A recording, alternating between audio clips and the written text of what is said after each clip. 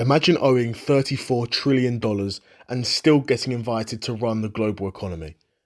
Any other country would collapse, riots, IMF bailouts, and broken currencies. But America, it just prints more money and the world keeps buying it. This isn't financial genius, it's financial dominance. And right now, America is drowning in debt. Trillions borrowed, trillions more added every year. If any other country did this, they'd be cut off from markets, forced into austerity, or begging for foreign aid. But the US, it just keeps raising the debt ceiling again, and again. It keeps spending, keeps printing, and the world keeps lending. Why? Because the US has something no other country has: the global reserve currency.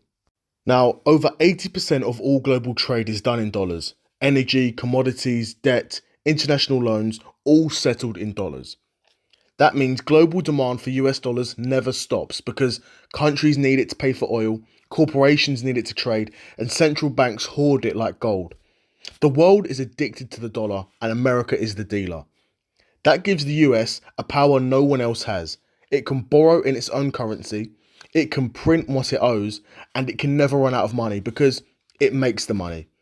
So even when it racks up trillions in debt, it's not like your debt. It's a debt in a currency it controls. Now, let's say Brazil, Turkey, or Sri Lanka try the same thing.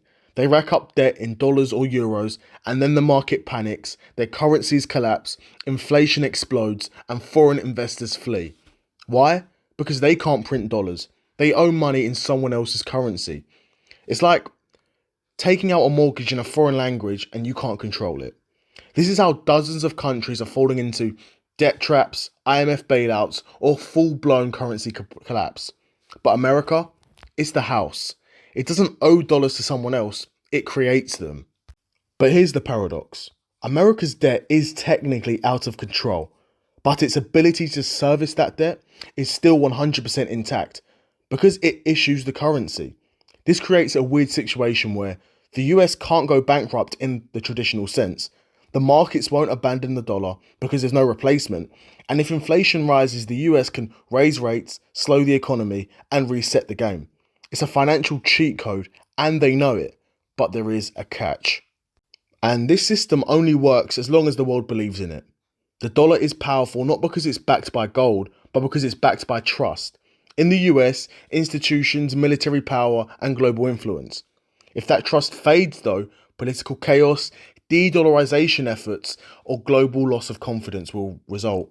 Then suddenly, this house of cards starts to wobble. Because the moment global demand for the dollar dies, America loses its superpower. Printing money becomes inflation, debt becomes unsustainable, and the whole empire built on endless credit begins to shake. So no, America can't go bankrupt, not in the way you or I can, but that's not a strength, it's a privilege, and a fragile one at that. Because when you control the money, you control the game. But when people stop playing, you're just a country with $34 trillion in debt and nowhere to hide.